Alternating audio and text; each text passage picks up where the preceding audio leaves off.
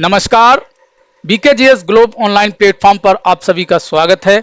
आशा करता हूं आप लोग अच्छे होंगे, स्वस्थ होंगे और आपकी तैयारी बहुत बेहतरीन तरीके से चल रही होगी। आपकी तैयारी को और बेहतरीन बनाने के लिए बीकेजीएस ग्लोब ऑनलाइन प्लेटफॉर्म पूरी तरह से समर्पित है। री एग्जाम के लिए समर्पित मॉक टेस्ट सीरीज में आज के सेशन में हमने अति महत्वपूर्ण प्रश्नों को रखा है, जो या तो आपकी परीक्षा में आए हुए हैं या जिनके आने की प्रबल संभावना है। तो अगर आपको ये वीडियो अच्छी लगे तो वीडियो को लाइक और शेयर जरूर कीजिएगा और कमेंट कर हमारी कमियों और अच्छाइयों दोनों को उजागर कीजिएगा, ताकि हम आपके लिए और बेहतर से बेहतर कर सकें।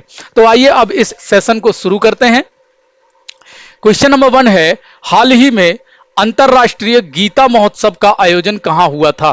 अंतरराष्ट्रीय गीता महोत्सव का आयोजन कोलंबो में हुआ था और कोलंबो श्रीलंका की राजधानी है। श्रीलंका की राजधानी कोलंबो में अंतरराष्ट्रीय गीता महोत्सव का आयोजन किया गया था।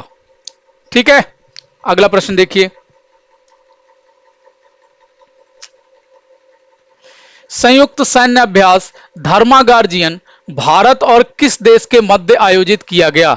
सैन्य अभ्यास धर्मा गार्जियन भारत और जापान के मध्य आयोजित किया गया। भारत और जापान के मध्य। अगला प्रश्न देखिए। उत्तर प्रदेश में धार्मिक पर्यटन हेतु राज्य के 3 तीर्थ स्थलों को मिलाकर गोल्डन ट्रायंगल बनाया गया है। कौन इसमें शामिल नहीं है?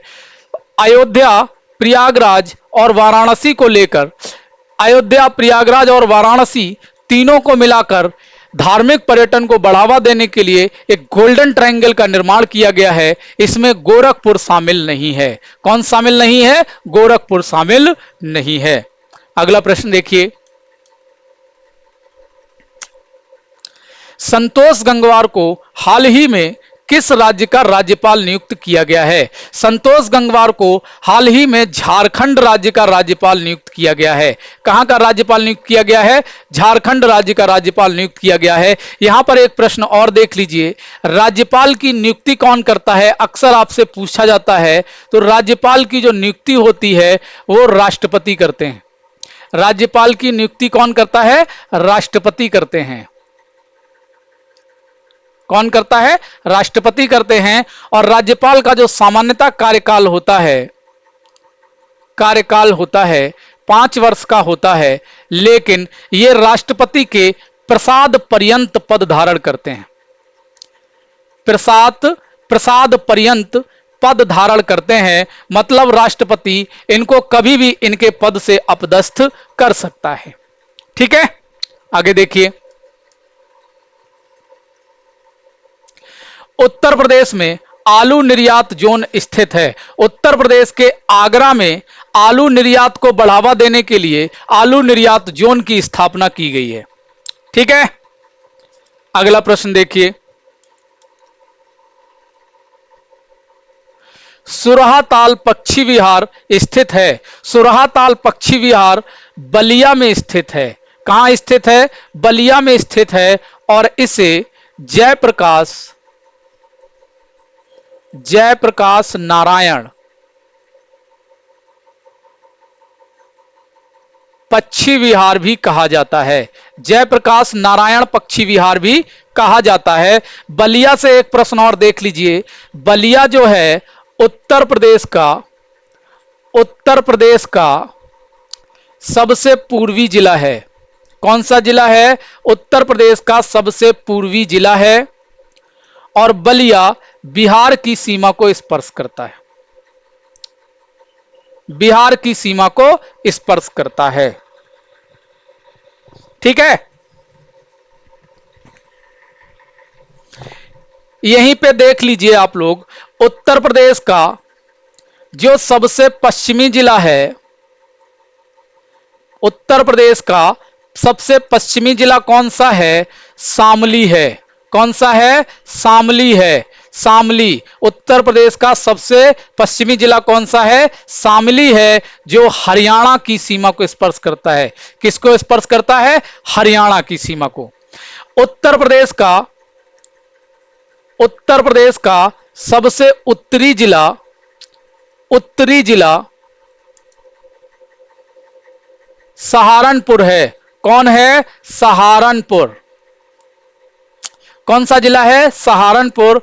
उत्तर प्रदेश का सबसे दक्षिणी जिला, दक्षिणी जिला सोनभद्र है। कौन सा है? सोनभद्र है। सोनभद्र उत्तर प्रदेश का सबसे दक्षिणी जिला है। ठीक है, यहां पे और थोड़ा सा क्लियर कर लीजिए। सहारनपुर जो है, सहारनपुर, सहारनपुर 3 राज्यों की सीमा को स्पर्श करता है।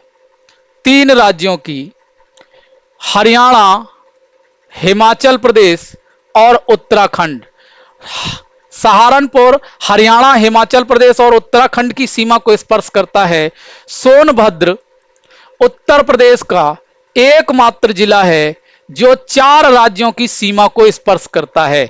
यह एमपी की सीमा को स्पर्श करता है, छत्तीसगढ़ की सीमा को स्पर्श करता है, बिहार की सीमा को स्पर्श करता है और झारखंड की सीमा को स्पर्श करता है। ध्यान रखिएगा, यहां से अक्सर प्रश्न बनाता रहता है। सोनभद्र एकमात्र उत्तर प्रदेश का जिला है जो 4 राज्यों की सीमा को स्पर्श करता है, मध्य प्रदेश, छत्तीसगढ़, बिहार और झारखंड। और सहारनपुर एकमात्र जिला ऐसा है उत्तर प्रदेश का जो 3 राज्यों की सीमा को स्पर्श करता है, हरियाणा, हिमाचल प्रदेश और उत्तराखंड। ठीक है, अगला प्रश्न देखिए। निम्न में कौन एक उत्तर प्रदेश का लोकगीत नहीं है?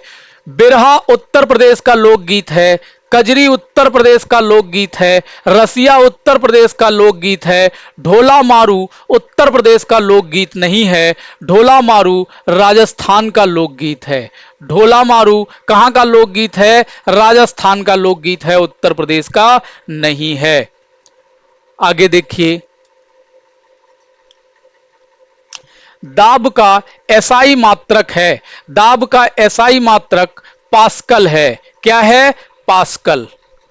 अगला प्रश्न देखिए, घातक रक्ताल्पता किस विटामिन की कमी से होती है? घातक रक्ताल्पता विटामिन B12 यानी साइनोकोबालामिन, साइनोकोबालामिन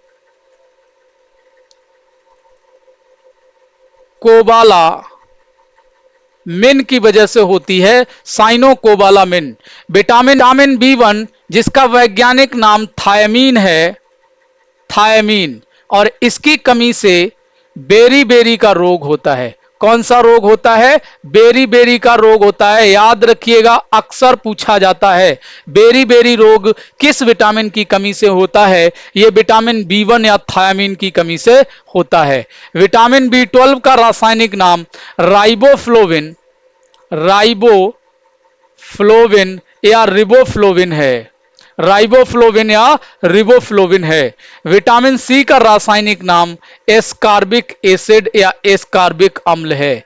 एस्कार्बिक एसिड। और इसकी कमी से होने वाला रोग स्कर्वी है। कौन सा है?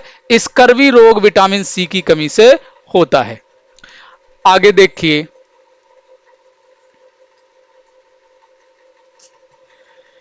निम्न में कौन सी बीमारी प्रोटोजोआ के कारण होती है? काला आजार प्रोटोजोआ के कारण होता है। एड्स वायरस जनित रोग है, वायरस जनित रोग है। रेबीज वायरस जनित रोग है और चेचक भी वायरस जनित रोग है। ठीक है, आगे देखिए,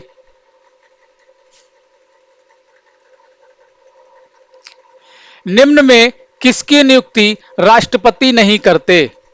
महान्यायवादी की नियुक्ति राष्ट्रपति करते हैं, राज्यपाल की नियुक्ति राष्ट्रपति करते हैं, अभी हमने चर्चा की थी, और भारत के मुख्य न्यायाधीश की नियुक्ति राष्ट्रपति करते हैं। लेकिन उपराष्ट्रपति की नियुक्ति राष्ट्रपति नहीं करते हैं क्योंकि उपराष्ट्रपति का चुनाव होता है। क्या होता है? चुनाव होता है, और संसद के दोनों सदनों के सदस्य, दोनों सदनों के सदस्य इनके चुनाव में भाग लेते हैं। ठीक है, उपराष्ट्रपति से एक प्रश्न और क्लियर कर लीजिए। उपराष्ट्रपति राज्यसभा का पदेन सभापति होता है। कौन होता है? पदेन सभापति, पदेन सभापति होता है। पदेन सभापति का तात्पर्य होता है कि उपराष्ट्रपति हैं इसलिए वो राज्यसभा के सभापति हैं। उपराष्ट्रपति होने के नाते वो राज्यसभा के सभापति होते हैं, इसलिए उपराष्ट्रपति को राज्यसभा का पदेन सभापति कहा जाता है। ठीक है, अगला प्रश्न देखिए।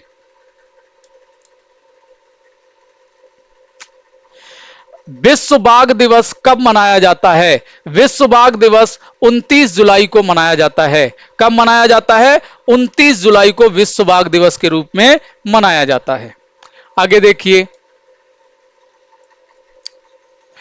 गुप्त काल में चांदी के सिक्कों को क्या कहा जाता था?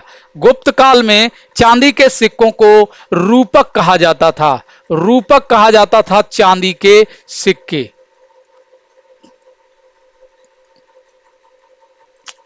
ठीक है, और गुप्त काल में दीनार स्वर्ण सिक्कों को कहा जाता था।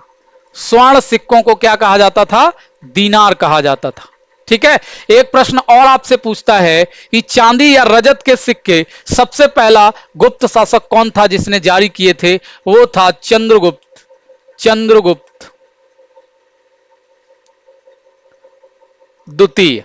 चंद्रगुप्त द्वितीय पहला शासक था जिसने चांदी के सिक्के जारी किए थे। आगे देखिए, नागार्जुन सागर बांध किस नदी पर है? नागार्जुन सागर बांध कृष्णा नदी पर है। नागार्जुन सागर बांध कृष्णा नदी पर बना हुआ है। आगे देखिए,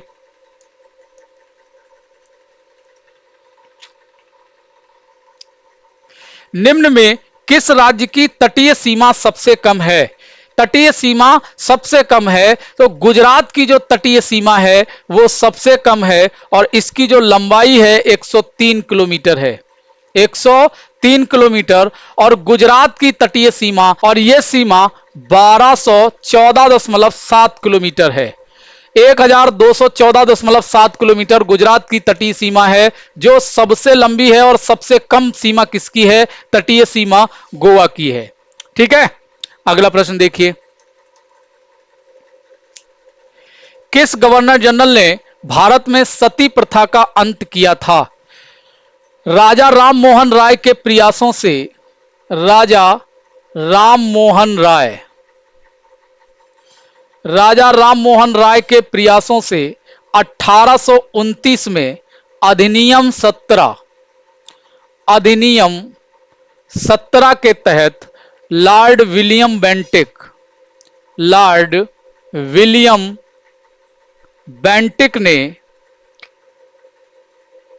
एक कानून बनाकर सती प्रथा का भारत में अंत किया। तो लॉर्ड विलियम बेंटिक। ठीक है, अगला प्रश्न देखिए, स्टैच्यू ऑफ पीस किस राज्य में अवस्थित है? स्टैच्यू ऑफ पीस राजस्थान राज्य में अवस्थित है और ये जैन आचार्य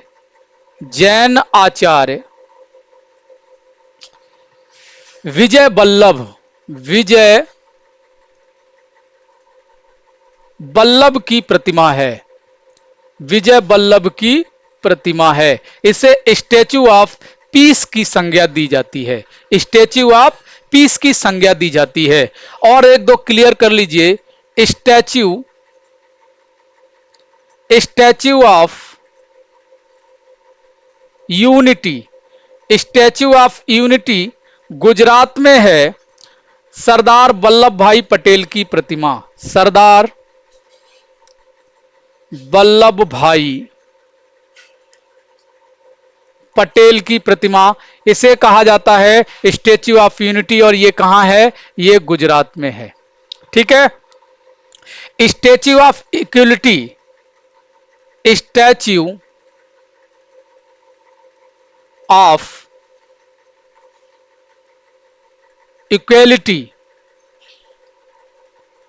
इक्वेलिटी, इसे समता मूर्ति कहा जाता है। ये तेलंगाना में है, हैदराबाद में, और ये 11वीं सदी के प्रसिद्ध और यह 11वीं सदी के प्रसिद्ध वैष्णव संत रामानुजाचार्य की मूर्ति है। रामानुजाचार्य की प्रतिमा है। ठीक है, आगे देखिए।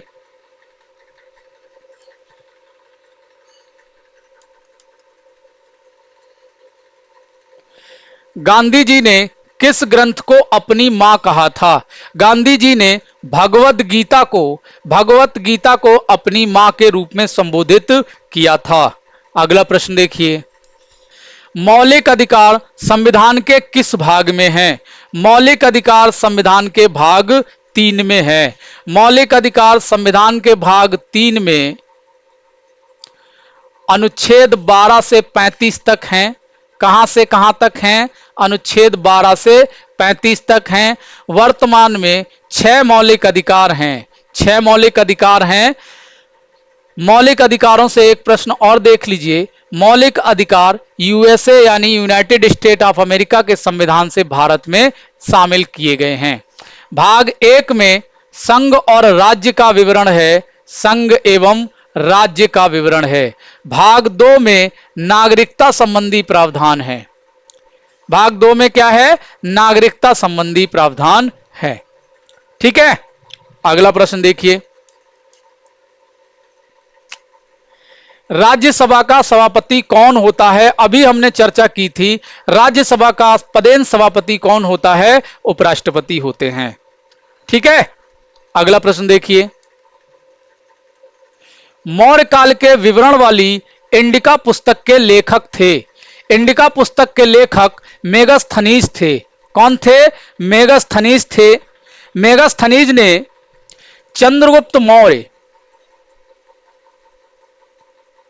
चंद्रगुप्त मौर्य के शासनकाल में भारत की यात्रा की और अपना यात्रा वृत्तांत और मौर्यकालीन शासन का जो विवरण था उसे अपनी प्रसिद्ध पुस्तक इंडिका में समाहित किया। तो इंडिका पुस्तक से मौर्य साम्राज्य की जानकारी मिलती है, इसका विवरण मिलता है और इसके लेखक कौन थे? मेगास्थनीज थे। ठीक है, ह्वेनसांग की बात करें। ह्वेनसांग हर्षवर्धन के शासनकाल में भारत आए थे। हर्षवर्धन, और इनकी जो कृति है, इनकी जो यात्रा वृत्तांत, इनकी जो रचना है वो सीयू की है। सीयू की। ठीक है, फाइयान की बात करें। फाइयान चंद्रगुप्त द्वितीय के शासनकाल में भारत आए थे और इनकी जो रचना है वो फूको की है। फूको की। ठीक है, याद रखिएगा, तीनों अक्सर पूछता रहता है। अगला प्रश्न देखिए।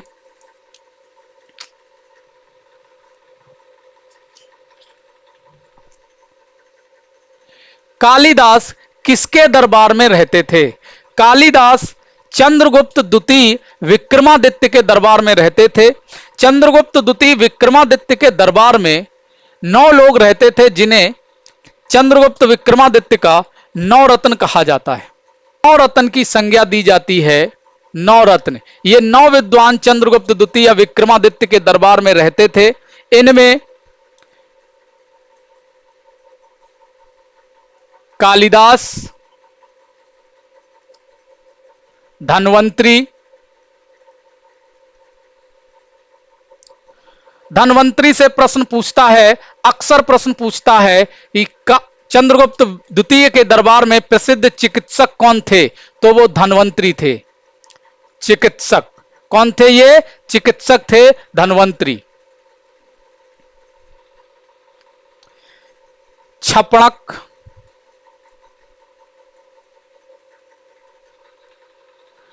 अमर सिंह,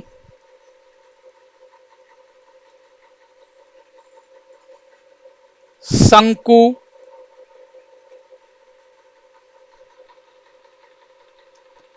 घटकरपर,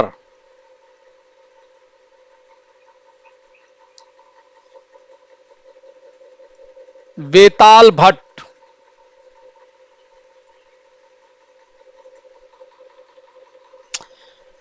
वाराह मिहिर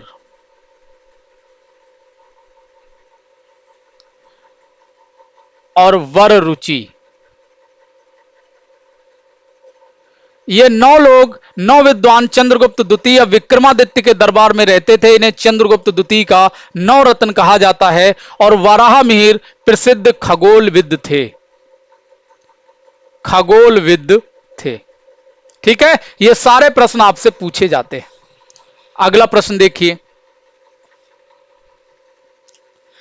वास्को डिगामा ने भारत के लिए समुद्री मार्ग की खोज की। वास्को डिगामा पुर्तगाली था और इसने भारत के लिए समुद्री रास्ते की खोज की और यह 1498 में भारत में आया था। कब आया था? 1498 में भारत आया था। 20 मई 1498 में यह भारत कालीकट बंदरगाह पर पहुंचा था। कालीकट बंदरगाह पर पहुंचा था और कालीकट का इस समय जो शासक था वो जमोरिन था। कौन था? जमोरिन था। ठीक है, अगला प्रश्न देखिए, आर्य समाज की स्थापना किसने की? आर्य समाज की स्थापना दयानंद सरस्वती ने 1875 में मुंबई में की थी। आर्य समाज की स्थापना 1875 में दयानंद सरस्वती ने मुंबई में की थी। आर्य समाज की एक प्रसिद्ध पुस्तक है जिसकी रचना दयानंद सरस्वती ने की, जिसका नाम है सत्यार्थ प्रकाश। क्या है? सत्यार्थ प्रकाश। दयानंद सरस्वती ने एक प्रसिद्ध नारा दिया था, वेदों की ओर लौटो। वेदों की ओर लौटो। अक्सर पूछता है, याद रखिएगा, दयानंद सरस्वती ने वेदों की ओर लौटो का प्रसिद्ध नारा दिया था। अगला प्रश्न देखिए, महात्मा गांधी कांग्रेस के अध्यक्ष कब बने? महात्मा गांधी केवल एक बार, मात्र एक बार इन्होंने कांग्रेस की अध्यक्षता की है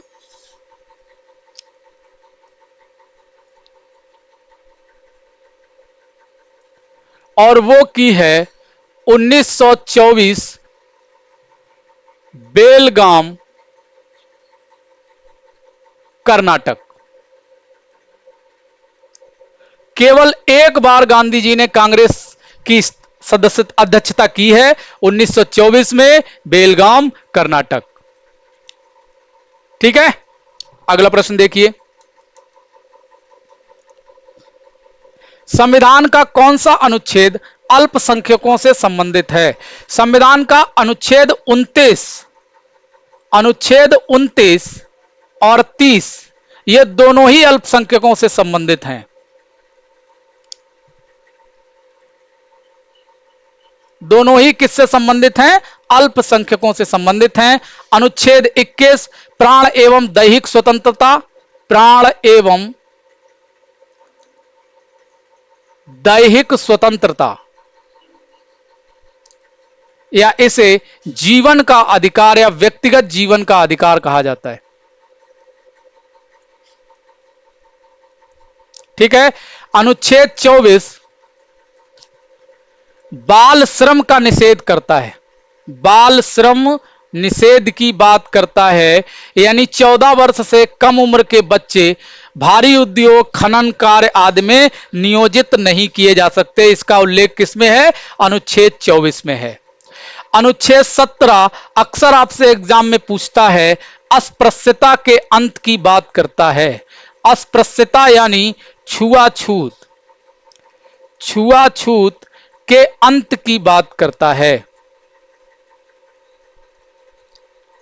ठीक है, अगला प्रश्न देखिए,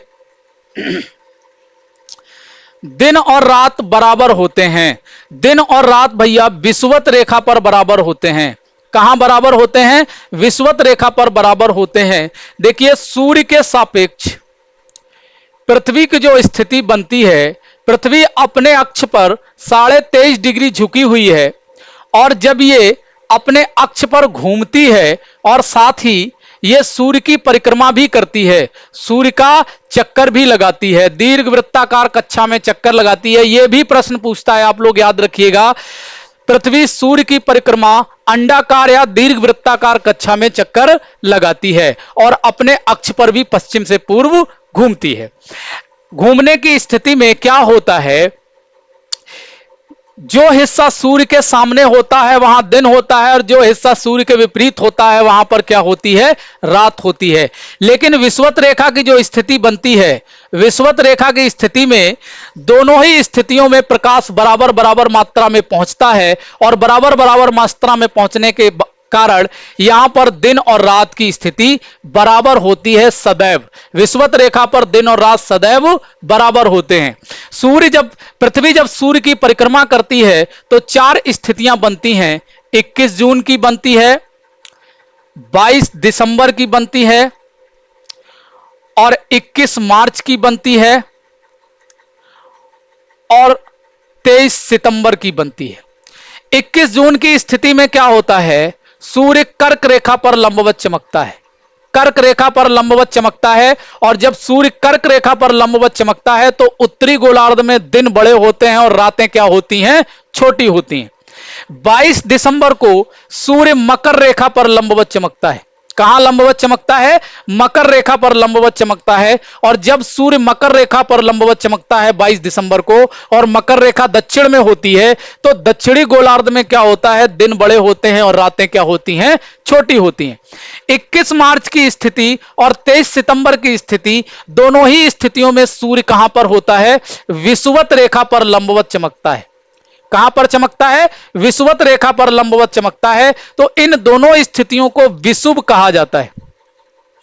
क्या कहा जाता है, विषुव कहा जाता है। क्या कहा जाता है, विषुव। इसे समदिन रात या इक्विनॉक्स कहा जाता है। विषुवत रेखा के अतिरिक्त 21 मार्च और 23 सितंबर को विषुवत रेखा के अतिरिक्त भी दिन और रात बराबर होते हैं। एक चीज और ध्यान रखिएगा, पृथ्वी के जो ध्रुव होते हैं, इन ध्रुवों पर 6 माह का दिन और 6 माह की रात होती है। 6 माह का दिन होता है और 6 माह की रात होती है। क्यों होता है ऐसा, आगे किसी प्रश्न में आएगा तो हम इसको समझाएंगे, वरना फिर इसी प्रश्न में बहुत समय लग जाएगा। ठीक है, अगला प्रश्न देखिए। वायु में कौन सी गैस सर्वाधिक मात्रा में पाई जाती है। वायुमंडल में जो सबसे ज्यादा गैस पाई जाती है वो नाइट्रोजन है। नाइट्रोजन गैस की मात्रा वायुमंडल में लगभग 78% होता है। नाइट्रोजन गैस की मात्रा कितनी होती है, 78%। 78। ऑक्सीजन कितनी होती है, ऑक्सीजन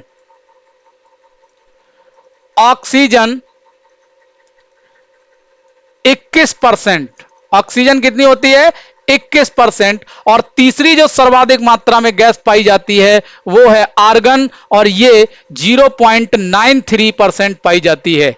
कार्बन डाइऑक्साइड यानी CO2 की मात्रा वायुमंडल में 0.03% पाई जाती है। अक्सर इस प्रश्न को पूछता है, आप लोग ध्यान रखिएगा। वायुमंडल में कार्बन डाइऑक्साइड की मात्रा 0.03 पाई जाती है और जो सबसे ज्यादा गैस पाई जाती है वो कौन सी है, 78% की मात्रा में नाइट्रोजन गैस पाई जाती है।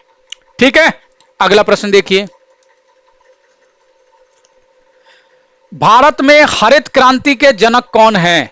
1966-67 में खाद्यान्न उत्पादन को बढ़ावा देने के लिए या बढ़ाने के लिए प्रयास किया गया और इस प्रयास को MS Swaminathan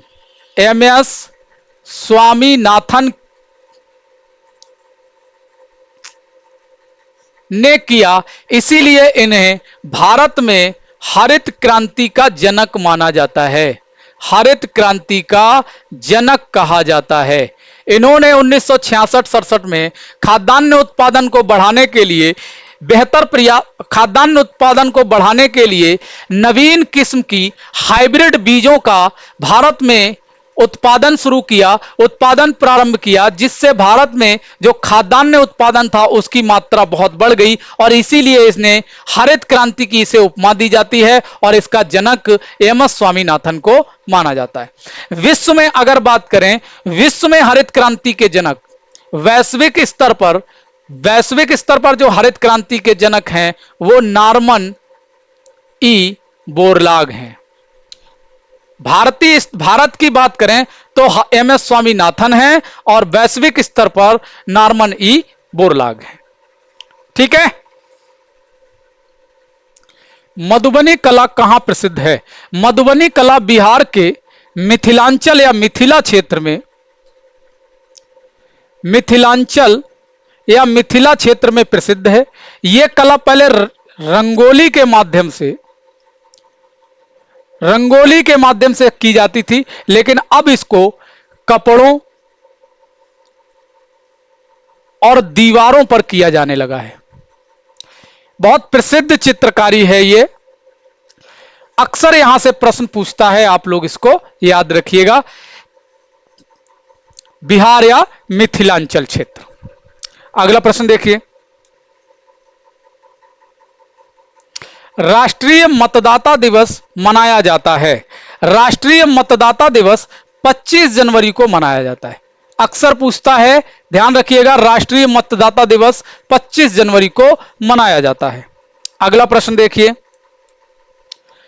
my country my life किसकी आत्मकथा है?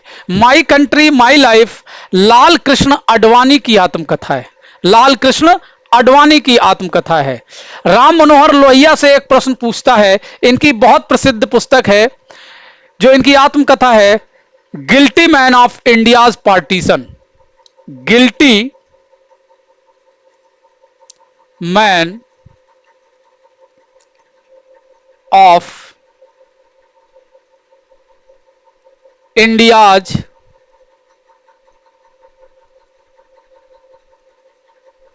पार्टीशन।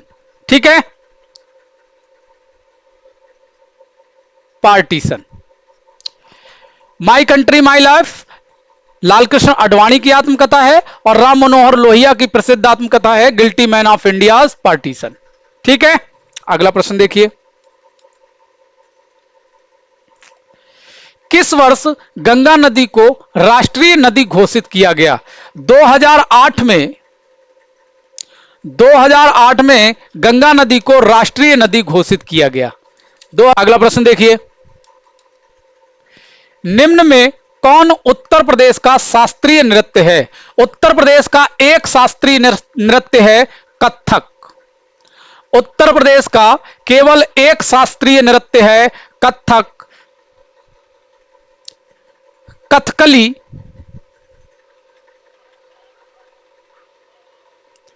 केरल का नृत्य है, भांगड़ा पंजाब का नृत्य है और कुचिपुड़ी आंध्र प्रदेश का नृत्य है।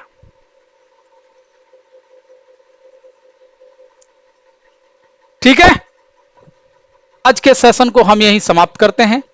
अगले सेशन में हम और महत्वपूर्ण प्रश्नों की चर्चा करेंगे जो आपकी परीक्षा दृष्टि से बहुत महत्वपूर्ण और उपयोगी होंगे। अगर आप लोगों को हमारा यह प्रयास अच्छा लगा हो तो वीडियो को लाइक और शेयर जरूर कीजिएगा और कमेंट कर हमारी कमियों और अच्छाइयों दोनों को बताइएगा ताकि हम और बेहतर आप लोगों के लिए कर सकें। नमस्कार, धन्यवाद।